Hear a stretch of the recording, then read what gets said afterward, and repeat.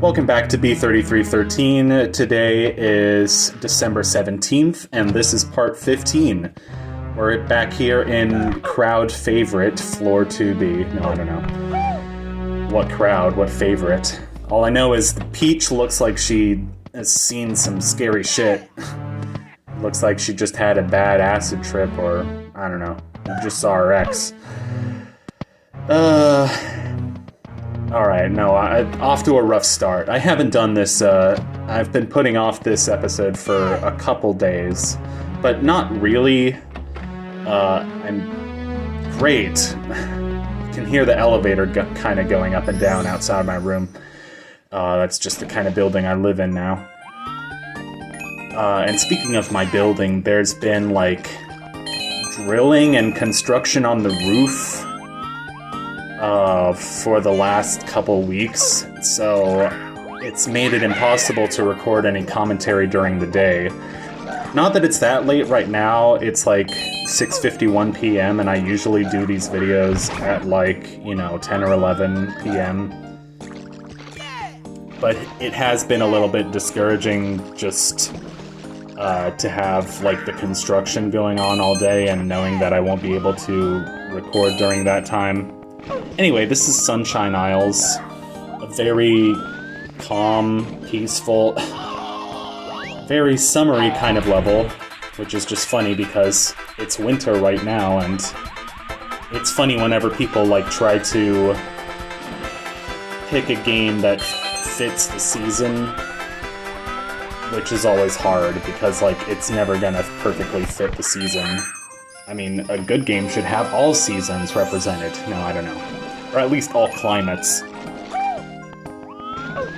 But there are plenty of good games that do not have all climates represented, so I don't know what I'm talking about. But anyway, this is just a very cool, like, little level. It's one of the few places in the game that has a positive aura instead of like a creepy or negative aura. Feels very, what's the word? Frutiger Arrow, like that trend recently, except I don't know, it's more than just a trend because I like it, honestly, because I grew up, I was born in '99, so I grew up kind of with Windows XP and with that aesthetic of just like bright blue sunshine. I don't know how to describe it. Wii Sports Resort. No, I don't know. That was 2010, but still. Again, the elevator. I don't know if you can hear it on the video, but it's just distracting to me. Here we are back in Goom Boss Battle. Place your bets as to whether I'm going to successfully find all 8 of the red coins in this level, or get distracted by, I don't know, Watergate, Pizzagate, QAnon. Get distracted by, stingrays having sex. No, I don't know. Get distracted by Bob Ross. Anyway, long story short, I didn't get the red coins again. I got distracted by this magical glowing green box of glitchiness. Or MGGBG? I'm not even sure what I said anymore.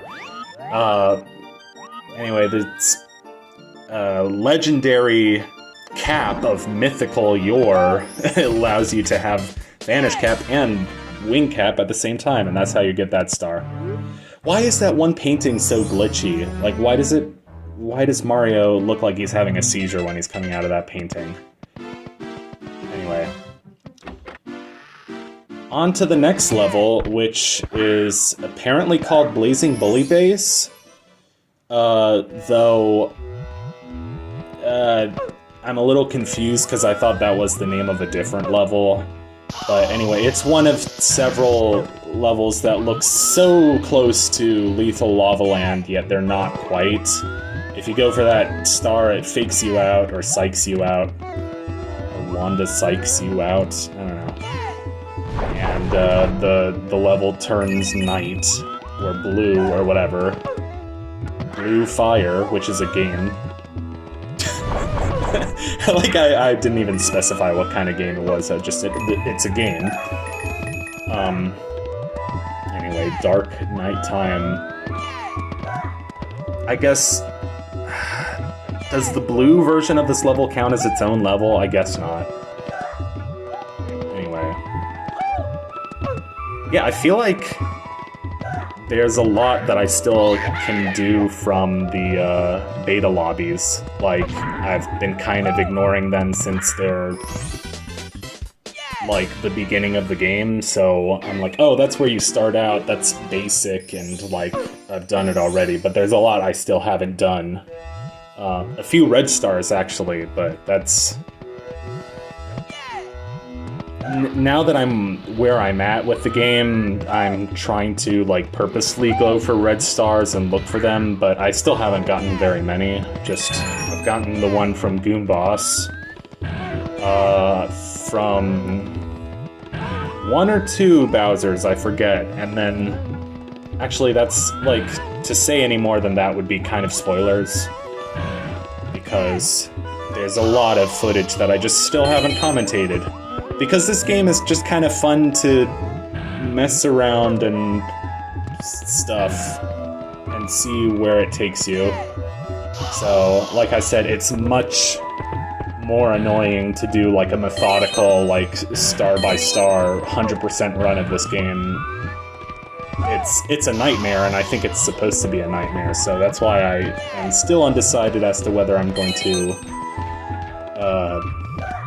finish this game, but I just feel bad that I leave so many projects unfinished, like Rocket Robot on Wheels, Trials and Tribulations, weird and unfortunate things are happening, to only name the most recent of projects that I've just kind of abruptly stopped. I do have some Rocket Robot on Wheels footage that I'm sitting on, but those videos haven't been getting quite as many views as B33 has, which is fine by me, because B33 is actually a little bit more fun, kinda. Like, controlling Mario feels much more fun and fluid than controlling Rocket. Oh yeah, and guess how long it took me to find the 8th red coin, but I actually did it! I made my bed and found the 8 red coins. That was a previous episode where I was comparing red coin stars to making your bed in the morning. I was like, you don't want to do it first thing, but you'll feel better if you do, because it's like the most tedious thing, and this 8th coin, I can hardly even see that now. I can see it now that I know it's there, but it blends in so freaking well. And it's way up here on top of the level instead of down with the rest of the kids at school are hanging out. So that'll be star number 85.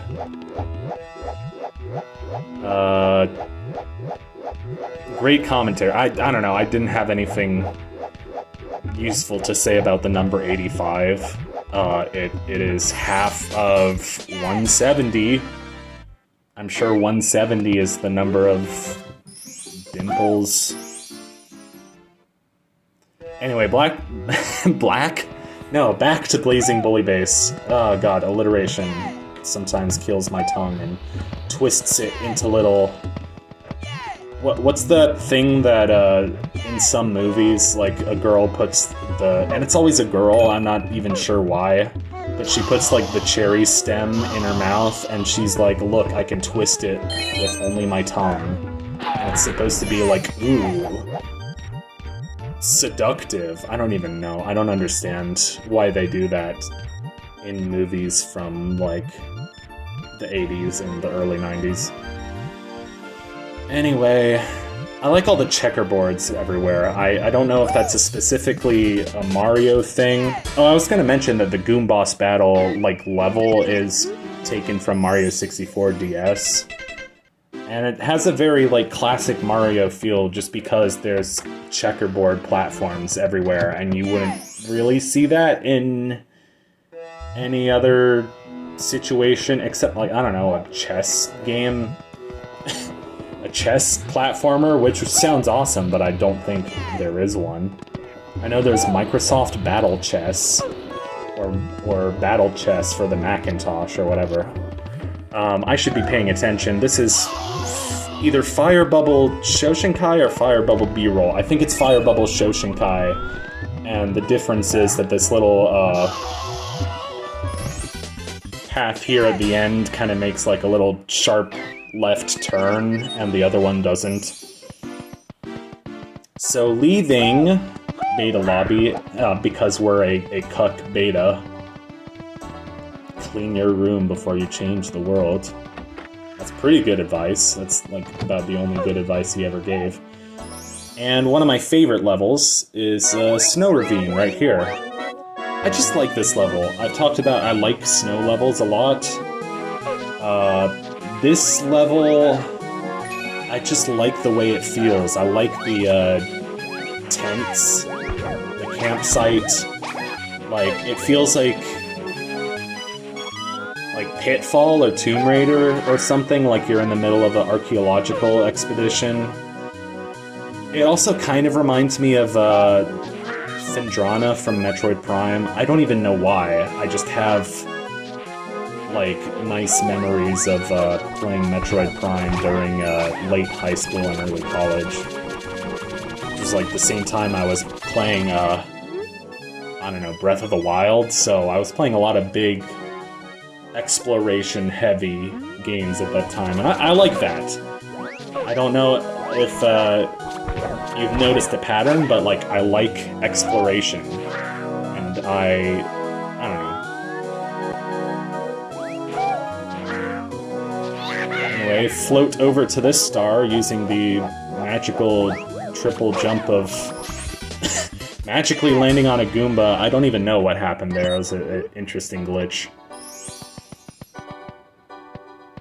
Yeah, there's a Pitfall game on the GameCube. Just, I don't know if y'all are aware of this, but it's kind of corny and excellent and weird, and feels like a cross between Zelda and Tomb Raider. This is probably my favorite level in the whole game. I might change my mind on that later, but I remember deciding that pretty early on after finding this level that this was my new favorite level, and so far that hasn't changed. I mean, there is another level that comes pretty close, just because I have great memories of it, but there's something about this level. First of all, the painting is hilarious. Just Chomp with his wide open mouth looks... That was so loud. That was my elbow popping. My joint. Anyway. I just love the way this level feels. It feels so dreamy. Like, it feels exactly what, you know... This whole game just feels like a love letter to kids who grew up in the 90s playing video games and playing that kind of, you know, very ethereal, nostalgic N64 and PS1 era of games, and just how very Memorex memories, I don't know, how very vaporwave it all feels now to think about it, now that it's in the past, and every game is like, ooh, graphics! Call of Duty 29. I don't know. That's actually, in 4 years, there's gonna come out with games that have like 29 in the title, except it'll be the year 29. But I meant like 29 as in the 29th sequel, which is exactly how many games Tomb Raider has. No, I'm kidding. Tomb Raider still has some obsequious... No, that's not the right word. Just say absurd. That's what I was going for. Some absurd number of sequels, like 15 or something. I was reading about Tomb Raider 4 or Tomb Raider: The Last Revelation, and how one of the challenges with that game is they were they wanted to kill off Lara because they were getting so tired of her as a character. I guess she was pretty flat, huh? Just kidding. That was not meant to be misogynistic. I don't know. I made it misogynistic. Oh, the view from the top of this level is so amazing. Just look at that. That's why this is my favorite level, is just because the view from the top of it is so picturesque. And then what I like to do when I get this star is do a triple jump, floaty, propeller guy. Come on, Mario, you can do it. And just take in the sights, all the rainbows underneath, all the grass, all the bridges. And, okay, last 20 seconds of the video, I gotta say something funny. Big Tony cuffed me on the ear because in the last video I didn't order the lobster pasta. Lobster pasta. That's what we're going with. Lobster pasta.